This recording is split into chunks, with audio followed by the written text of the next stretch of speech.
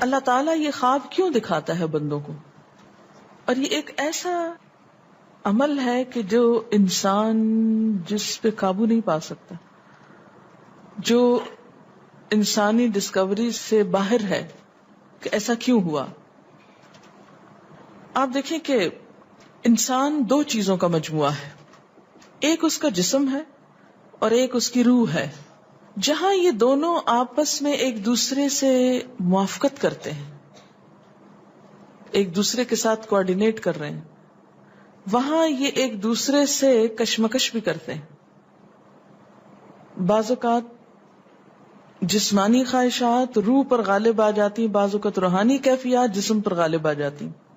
عام طور پر دن میں جب ہم دنیا کے کام کر رہے ہوتے ہیں تو ہمارا جسم ایکٹیو ہوتا ہے، اور اس کا نتیجہ کیا ہوتا ہے کہ روح کی جو کار فرمائی ہیں وہ ذرا لو ہو جاتی ہیں. رات کو جب ہم سوتے ہیں اور جسم ہمارا بالکل بے حس ہو جاتا ہے تو پھر روح جو ہے وہ ابھر کر آتی ہے، اس کی کار فرمائی بڑھتی ہے، وہ زیادہ ایکٹیو ہو جاتی.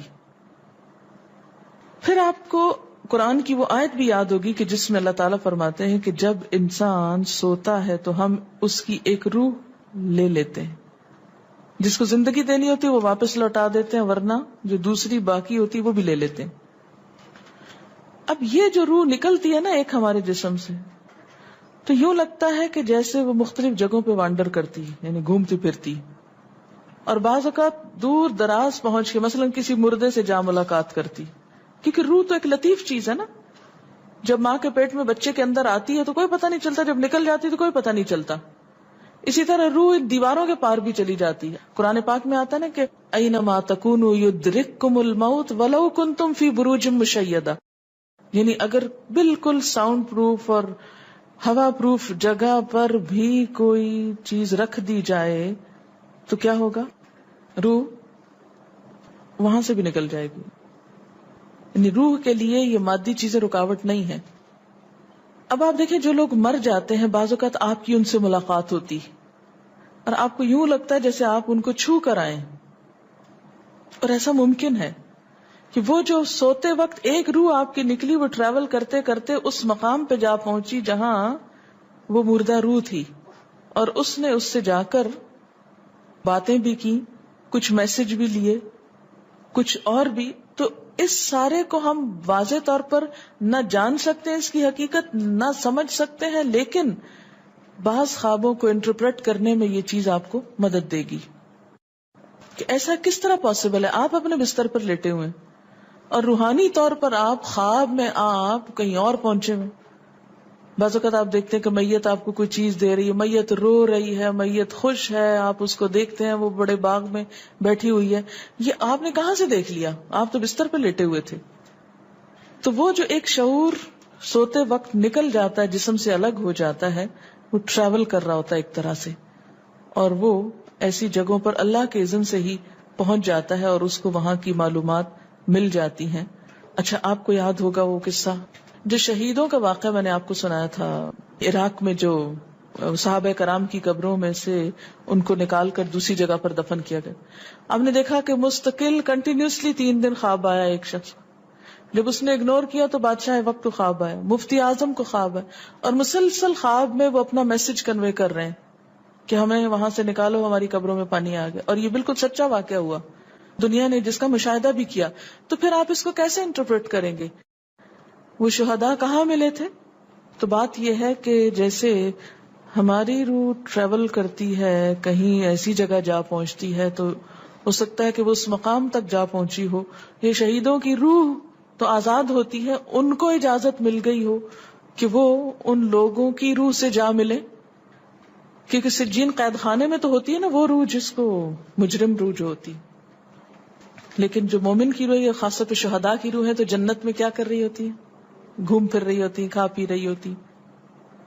تو یہ بالکل ایک سچ ہے اور حقیقت ہے کہ بسا اوقات انسان خواب میں ایسے لوگوں سے ملاقات کر کے ان کے حالات کو جان لیتا ہے کہ ان پہ کیا گزر رہی. مثلا ان کو عذاب ہو رہا ہے. یہ عام بات ہے نا کہ میت کو جس حال میں دیکھو اسی حال میں ہوتی ہے.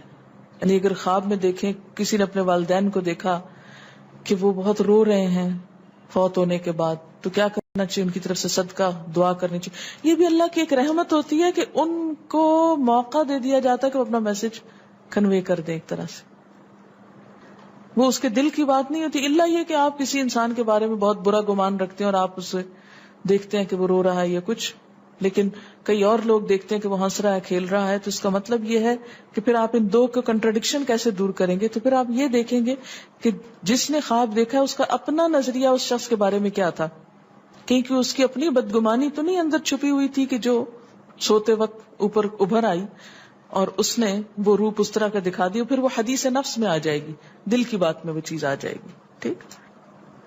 تو نبوت کا جیسے انبیاء علیہ السلام کو کچھ غیب کی خبریں دے دی جاتی تھی، اسی طرح عام انسانوں کو خواب کے ذریعے کچھ غیب کی خبریں دے دی جاتی ہیں. لیکن کسی بھی خواب کے سچا ہونے کی آپ کوئی دلیل نہیں رکھتے. ایز سچ واضح بات یہ نہیں کہہ سکتے کہ میں نے جو خواب دیکھا وہ بالکل سچ ہو جائے گا، یہ آپ دعویٰ نہیں کر سکتے.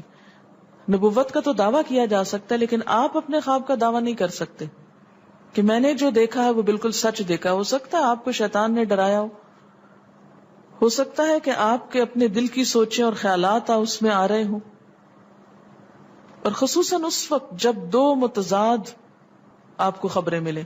مثلا ایک شخص آپ کے پاس آتا ہے، وہ کہتا ہے کہ میں نے آپ کے بارے میں بہت اچھا خواب دیکھا.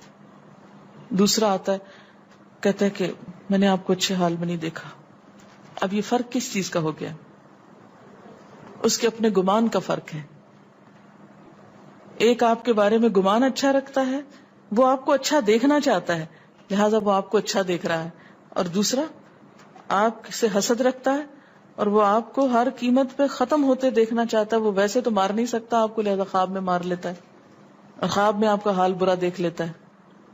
تو وہ خواب دراصل کیا ہوتا ہے؟ اس کی اپنے نفس کی بات ہوتی ہے. اسی طرح بعض لوگ جو جھوٹ سے بچتے ہیں، دھوکے سے بچتے ہیں، جن کے اندر منافقت نہیں ہوتی، جن کے دل بالکل صاف ہوتے ہیں، ان کو بھی بعض اوقات ایسے خواب آتے ہیں کہ جو بالکل واضح حقیقت ایک طرح سے نظر آ جاتی. لیکن کوئی شخص یہ خود سے دعویٰ نہیں کر سکتا کہ جو میں نے دیکھا ہے وہ میرے دل کی بات نہیں اور وہ بالکل بڑی سچائی ہے، جب تک کہ وہ چیز عملاً سامنے نہ آ جائے.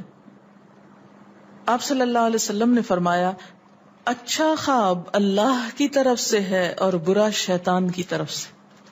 یعنی اگر آپ کسی کو برا دیکھ رہے ہیں یا کسی کی برائی دیکھ رہے ہیں تو وہ دراصل کیا ہے؟ شیطان ہے آپ کے اندر، جو آپ کو اس شخص کے خلاف یا کسی خاص واقعے کے خلاف بھڑکا رہا ہے، اور آپ اپنی تسلی کر لیتے ہیں خواب کے ذریعے. فرمایا پس جب کوئی شخص پسندیدہ خواب دیکھے تو اسے صرف اس شخص سے بیان کرے جس سے محبت اور اعتقاد ہے. یہ میرا مشورہ نہیں، نبی صلی اللہ علیہ وسلم کا ہے آپ سب کے لیے. بخاری اور مسلم کی روایت ہے کہ جب کوئی اچھا خواب آپ دیکھیں تو کیا کریں؟ اس کو بتائیں جس سے آپ محبت رکھتے ہو، وہ آپ سے بھی رکھتا ہو اور جس پر آپ کا اعتماد ہو. جیسے حضرت یعقوب علیہ السلام نے کیا کہا تھا بیٹے کو کہ مجھے تو بتا دیا، بھائیوں کا نہیں بتانا. اور جب مکروہ خواب دیکھیں تو حق تعالی سے اس خواب کے شر اور شیطان کے فتنے سے پناہ مانگے. جب برا خواب دیکھیں تو اس خواب کے شر اور شیطان کے فتنے سے پناہ مانگے کہ شیطان بہکانے لگا انسان کو. اچھا آپ دیکھیں کہ بعض اوقات یہ ہوتا ہے کہ جسے ہمارا کسی سے اختلاف ہوا ہے، عقیدے میں، گھر کے جھگڑے میں، کسی ذاتی اس میں، تو ہم کمزور ہوتے ہیں، مجبور ہوتے ہیں، اس کو کچھ کہہ نہیں سکتے. تو پھر ہم بعض اوقات اپنی تسکین کیسے کرتے ہیں؟ خوابوں میں کرتے ہیں. مثلا ایک لڑکا کسی سے شادی کرنا چاہتا ہے اور وہ کر نہیں پاتا، اس کو وہ رشتہ مل نہیں رہا، تو وہ خواب میں دیکھتا ہے کہ اس کی شادی اس سے ہو گئی ہے، اس لڑکی سے. تو بعض خوابوں کی نوعیت بس صرف اتنی ہوتی، اس سے زیادہ اس کی حقیقت نہیں ہوتی. اچھا بعض اوقات جیسے کسی سے ضد ہے، عداوت ہے، دشمنی ہے آپ کی، اب آپ اس کو خواب میں برا دیکھ رہے ہیں، اس کی برائی دیکھ رہے ہیں، تو یہ دراصل کیا ہے؟ شیطان کا شر ہے جو آپ پہ غالب آ گیا ہے. آپ اس کی برائی چاہتے ہیں، ویسے کچھ کر نہیں پاتے، مجبور ہیں آپ، تو آپ خواب کے ذریعے وہ اپنی تسلی کر لیتے ہیں.